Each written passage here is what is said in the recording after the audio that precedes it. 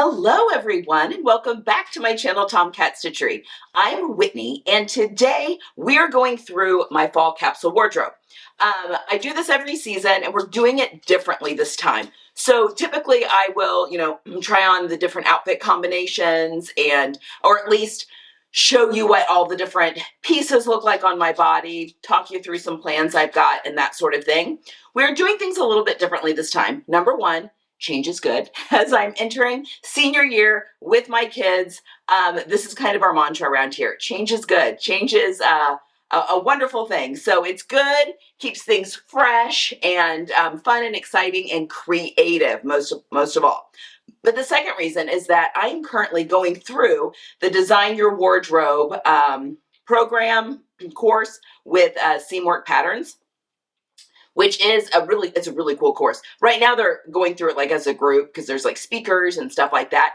But if you have the membership to Seamwork, you can go through the course materials and there are a ton of PDFs and worksheets and all sorts of things at any time. So it's something, you can even take it multiple times if you wanted to, just on your own. It's included with the community. It's free as part of the community. And I do have a 50% off your Seamwork community. It's got all sorts of bells and whistles that go along with it. You get 2 patterns each month.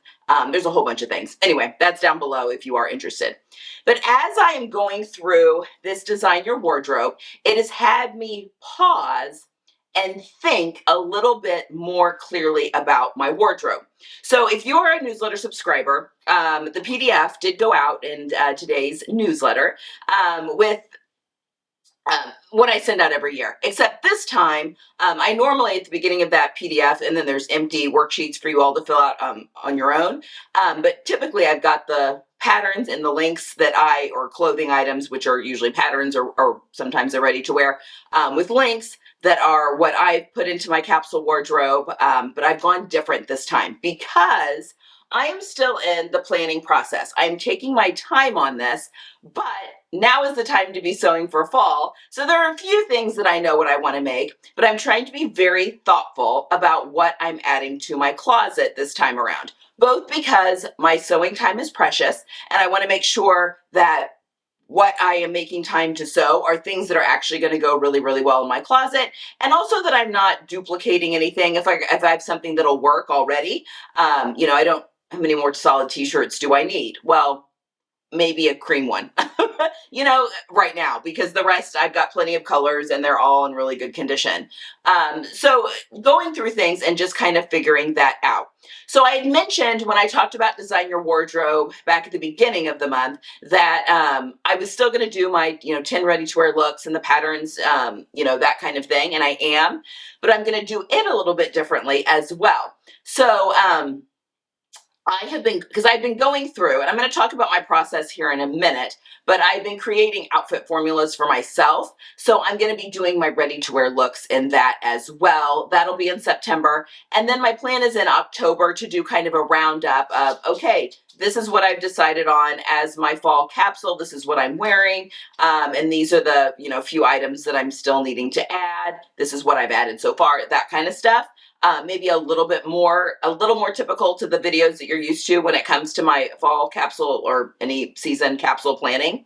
But I'm also going to be utilizing shorts, I think, a lot more when it comes to showing off different outfit combinations. So, Steve, you're going to want to keep your eyes peeled because my thought is I'm going to do a lot more like sew the look type things. Because a lot of times I'll have a look that I'll see ready to wear look that I don't really need to sew anything for because I already have it in my closet. So that's not really an exciting video, but that would be a good short. So, you're going to be seeing a lot more like sew the looks or recreate the look type videos in shorts. So just keep that in mind. That's kind of my plan going forward. Okay. Also, who here is excited about fall and fall sewing? There is something about fall. Fall feels more like a new year to me than January does. And I think it must have to do with school. I still have kids in school, so it just feels like a whole new beginning. I find it very rejuvenating, very new start, which is odd because when you think of the season fall, that's kind of when everything's winding down and it's the harvest season. So, which is funny that that's kind of how my brain works, but it is what it is. I just really quickly wanted to remind you that if you are replenishing some bits and bobs in your sewing room, if you are doing any sewing for the fall and looking for any discount codes, I wanted to remind you guys that on my website on tomcatstitchery.com/resources, or if you just go to tomcatstitchery.com, there's a resource button right there at the top. I have a whole bunch of, they're my favorite notions, fabric stores, that kind of thing, but there's some discount codes that are sprinkled in there. One of which being we now have a semi-permanent, well, we're trying out a code for Kai Scissors, which is 15% off your Kai Scissor order. So if you're looking to upgrade some of your notions, and there's some fabric store discounts and stuff that are over there as well. So just as a reminder, TKS15 is my Kai discount, but there's many more other codes that are over there on the website as well. So just as a little bit of a reminder. Okay. Let me talk about how I have gone about planning out my fall capsule wardrobe. I thought that this would be helpful because it can be hard, like picking however many pieces I've picked out here. To put into a capsule so that it doesn't get overwhelming. So going through this design your wardrobe process has been very interesting and therapeutic. I'm going to tell you about some of the stuff that I've learned, but I've basically gone through, and so my fall capsule wardrobe, instead of it being specific pieces, I've gone through and done categories of things. Just things that I've noticed are holes in my wardrobe that I want to fill, but I haven't yet decided what silhouette I necessarily want to put in there. So, yeah, so we'll come back to that here in just a second. I don't want to get ahead of myself. Okay, so with Design Your Wardrobe, what I have done is I have gone through and I'm reevaluating my style. Like I said all year, I feel like I've been in a bit of a style rut, not a big one, but enough that I need a little bit of a push out and what that looks like. So I was very thoughtful and going through Pinterest and just pinning outfits, not just outfits, but scenery pictures, home decor pictures, just color palettes that inspired me. Again, outfits, all that kind of stuff, and just dumped them all into a gigantic Pinterest board. Then I've just gone back through and refined to try and identify my style. Beforehand, my 3 guideposts for my wardrobe were classic, current, and chic. But I think I've known for a while that I just need a lot more color in my wardrobe. And when you think of a chic or classic wardrobe, I feel like you think of a wardrobe, or at least I do. I mean, obviously this is all up for interpretation.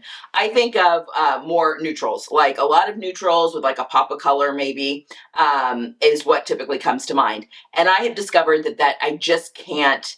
I can wear some neutrals. I do need to have neutrals, but I just need a lot more color just for my own mood and just my own frame of mind. So I have changed my words a little bit to now be colorful, fun, I'm trying to remember them, colorful, fun, and current. So those are my new style words. And the reason I got this by looking at these Pinterest boards that I have put together, and I'm noticing a lot of like color blocking, a lot of, just like really bright colors, fun plaids, and not necessarily print mixing. That's not quite my vibe, but I mean, I do like that on others, but that's not something that I ever, not something I really want to explore in my own wardrobe, but, like a fun, crazy plaid with, a bold coat over it, or, I don't know, like fun and crazy prints for dresses and that sort of thing, wild and bold prints, all staying within my color palette. So that is kind of where I got, and I don't want to take myself too seriously, but that is kind of where I got my new words for, my mood board. So after that, after I kind of refined it down to a few outfits, and hopefully I'm posting pictures here as we're talking, but then I went through and tried to look at commonalities between them. So basically picking out outfit formulas. And again, I'm going to be talking more about this next month in September, about some outfit formulas that I've picked out for myself. Now none of these are groundbreaking. It's like casual pants with a layer and a top. So nothing like groundbreaking, but sometimes that helps me think outside the box a little bit and maybe put garments with other garments that maybe I wouldn't have to begin with, to get a little bit creative.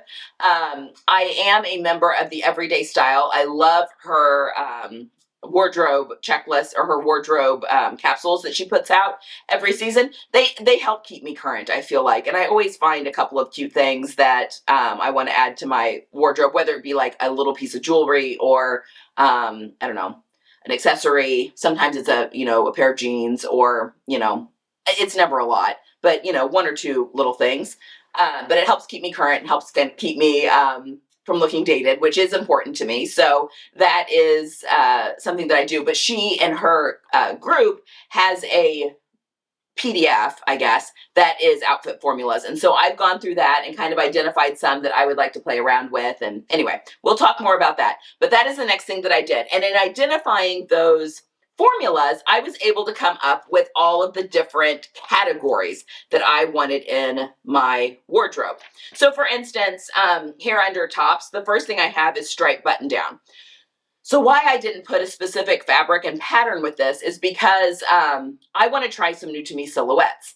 I want to step outside my comfort zone a little bit. I've been working with Stephanie this year, had her on the channel and kind of pushing me.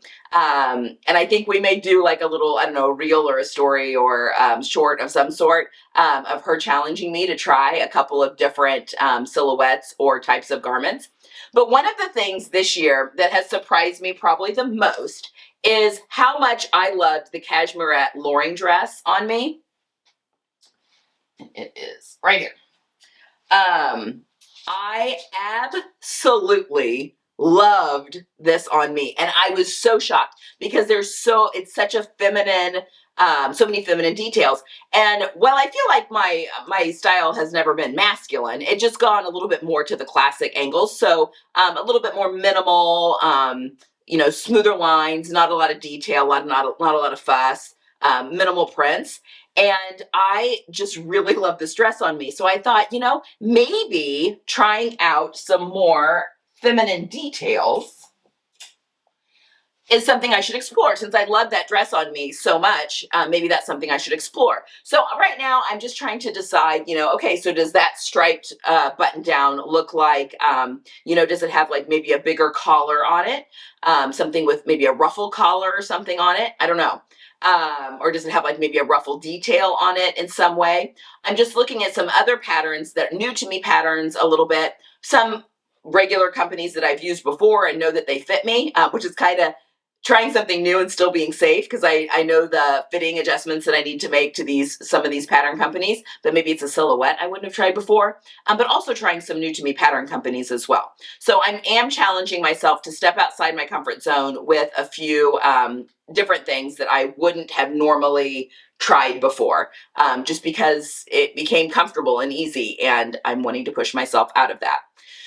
So after identifying all that, the next step in Design Your Wardrobe is picking a color palette, which this is pretty easy. I went through, again, I was looking at different color palettes that I saw online, but I've got my color card, my Color Guru color card. I do have if you ever want to have your colors virtually done, Tomcat Color does get you 10% off any of the products that Color Guru sells, which are color analysis.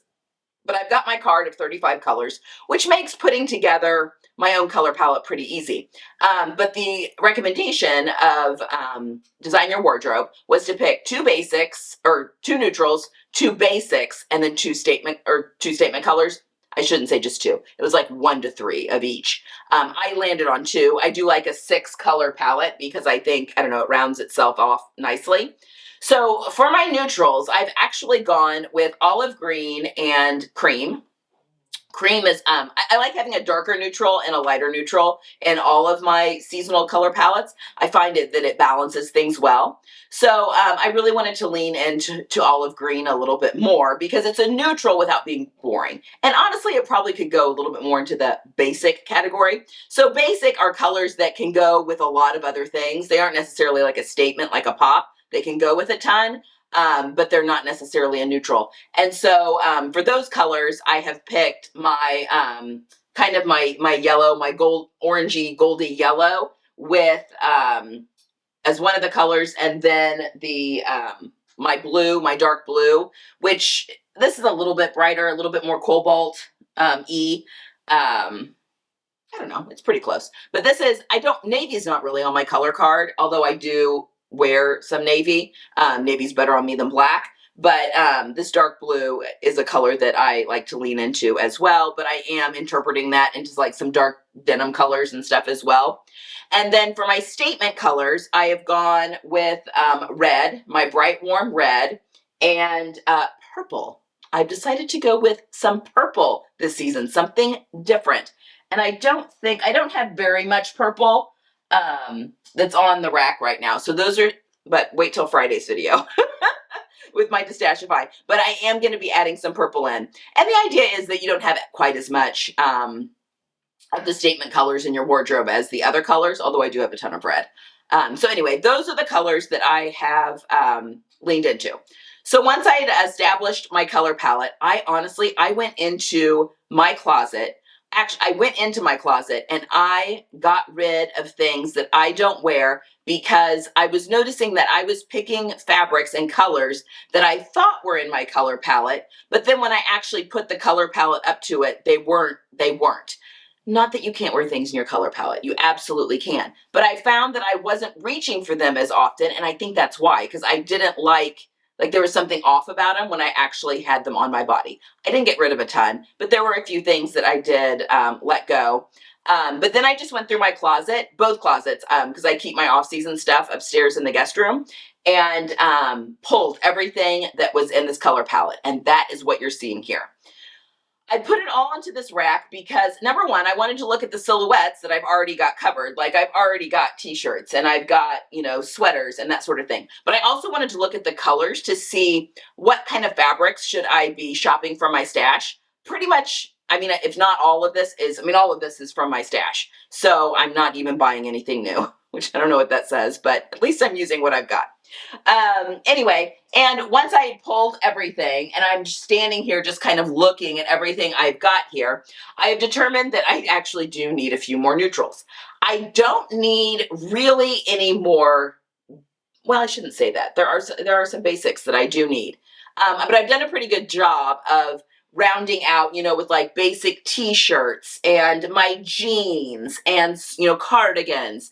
But there are a few things that I do need to replace. And I think I need to focus a little bit more on some of the more neutral colors in the wardrobe, mostly the olive green. A little bit. I've got, a fair amount of like lighter colored things, but it's also fall, so I'm not wearing quite as many pieces that would be lighter colored. So I think I'm fine on the cream for the most part, but adding in some more olive green is something I've been wanting to do in my wardrobe for quite some time. So that has helped me to determine what pieces that I want to kind of add. And I'm going to be honest, when I first sat down and I was looking at all of this, Jenny first, she's like, you kind of have the Crayola box. Your color palette's kind of the Crayola box. I'm like, it is. And that actually makes me really happy. I really love that.